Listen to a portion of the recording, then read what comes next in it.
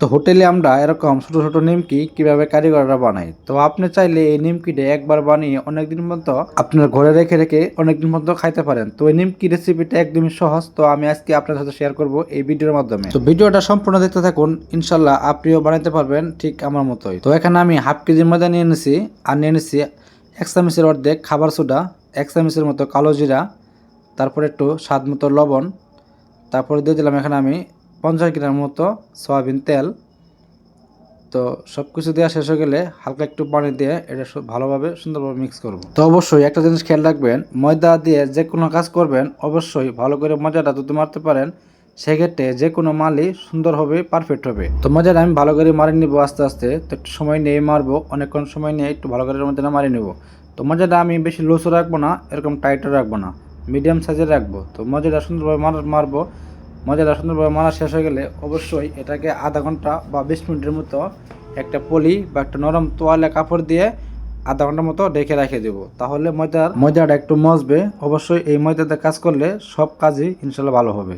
তো মোটামুটি 20 মিনিটের মতো রাখছিলাম। রাখার পরে এটা এখন ভালোভাবে সুন্দরভাবে বেলে নেব। তো একটু সময় নিয়ে আস্তে আস্তে এটা আমি বেলতে থাকবো, কারণ এটা তো অনেক বড় রুটি করতে হবে। কারণ আমি একটা রুটিতেই সব কটা মাল একবারে শেষ করতে চাই।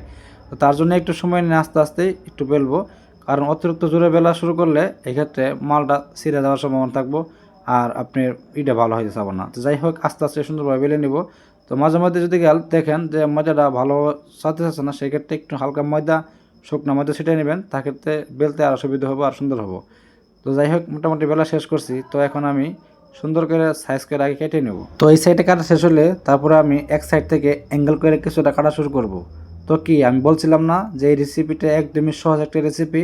তো আপনি চাইলেও এই রেসিপিটা আপনার টাইম লাইনে শেয়ার করে রেখে আপনিও এই রেসিপিটা শেয়ার করতে পারেন। তো অবশ্যই একবার শেয়ার করে দেখবেন, অবশ্যই আশা করি এই রেসিপিটা খুবই ভালো লাগবে।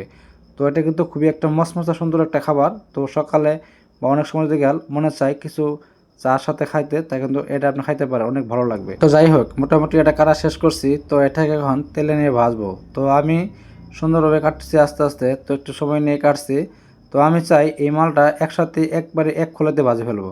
তো মোটামুটি কাটা শেষ করছি। তো এটাকে আমি নামাই নেবো, নামাই নেওয়ার পরে এটা আমি তেলে ছেড়ে দেবো।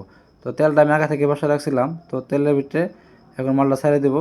তো এটা সুন্দর একটা কালার আসা পর্যন্ত ভালোভাবে নেড়ে ছেড়ে ভাজা শুরু করব। তো অবশ্যই খেয়াল রাখবেন অতিরিক্ত হিটে এটা ছাড়া যাবে না, হালকা মিডিয়াম হিটে ছাড়বেন, সেক্ষেত্রে মালটা অনেক ফুলবে আর অনেক ভালো হবে। অবশ্যই মিডিয়াম হিটে রাখবেন। তো মোটামুটি আমার হিটটা ঠিক ছিল। তো দেখেন মালটা অনেক সুন্দর হয়েছে, মোটামুটি ভালো করে সুন্দর ফুলছে। তো এখানে আমার একটা জিনিস কম হয়ে গেছে, কালিজিরাটা কম হয়ে গেছে।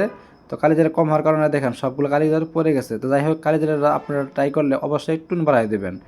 তো যাই হোক এটা যখন কাটা শুরু করি বা ভাজা শুরু করি সেক্ষেত্রে কিন্তু কালিজিরা কিছুটা কমে যায়, তারপরেও একটু বাড়াই দেবেন তাহলে কিছুটা থাকবে। তো যাই হোক মোটামুটি এটা সুন্দরভাবে কালার করে বাজানো শেষ হয়েছে। তো অবশ্যই এই নিমকিগুলো কিন্তু অনেক মজার একটা খাবার। তো আপনি যদি গেলে একটা খাওয়া শুরু করেন আশা করি এটা অনেকটি খাওয়ার ইচ্ছা থাকবো। তো মোটামুটি ভিডিওটা কেমন লাগলো অবশ্যই কমেন্ট বক্সে বলে যাবেন, আর এই ভিডিওটা অবশ্যই ট্রাই করবেন। এটা সহজ একটা রেসিপি, চাইলে আপনি নিজে সুন্দর করে বানাইতে পারেন, আপনার ফ্যামিলি মেম্বারকে খাওয়াইতে পারেন। তো সবাইকে ধন্যবাদ, আসসালামু আলাইকুম।